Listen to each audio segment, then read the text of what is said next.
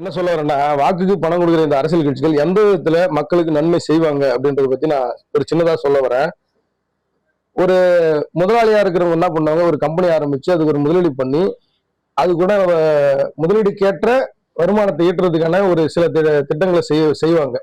அதாவது உதாரணத்துக்கு ஜியோ கம்பெனி இந்த மாதிரி கம்பெனிக்கு என்ன பண்ணுவாங்க, ஒரு இலவசத்தை அறிவிச்சு விட்டு மக்களை உள்ள வர வச்சு, அதுக்கப்புறம் அவங்க சொல்றதுதான் அதனோட அவங்க சொல்றதா ரேட்டு, அவங்க சொல்றது அதாவது அவங்க சப்ஸ்கிரிப்ஷன்ல சில தொகைகளை கொடுத்து ஆரம்பத்துல உங்களுக்கு இலவசத்தை கொடுத்து உள்ள வர வச்சு, அதுக்கப்புறம் அவங்க சொல்லக்கூடிய தொகையை நீங்க கட்டி தான் அவருடைய சந்தாதாரா இருக்கக்கூடிய ஒரு நிலைமை எப்படி இருக்கோ அது போலதான் இந்த வாக்குக்கு பணம் கொடுக்கக்கூடிய இந்த அரசியல் கட்சிகளோட சூழ்ச்சியும் இருக்குன்றதை நீங்க உணர்ந்தணும்.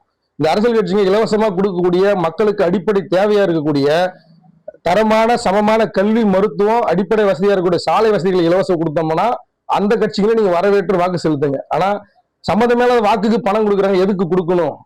குறைந்தபட்சம் மக்களுடைய பேர் ஆதரவு பெற்று ஒரு 5 ஆண்டுகளுக்கு ஆட்சி செய்யக்கூடிய ஒரு அரசாங்கம் தங்களுடைய முடிவு காலத்துல தங்களுடைய ஆட்சி செய்யப்பட்ட சாதனைகளை சொல்லிதான் அவங்க மக்கள்கிட்ட வாக்கு கேட்கணும் ஒழிய, அதையும் தாண்டி இவங்க பணம் கொடுக்குறாங்கன்னா அவங்க செய்த ஆட்சியின் மேல அவங்களுக்கே ஒரு புரிதல் இல்லை அப்படின்றதுதான் ஆழமான கருத்துன்றதை மக்கள் தொடர்ந்து சிந்திக்கணும்.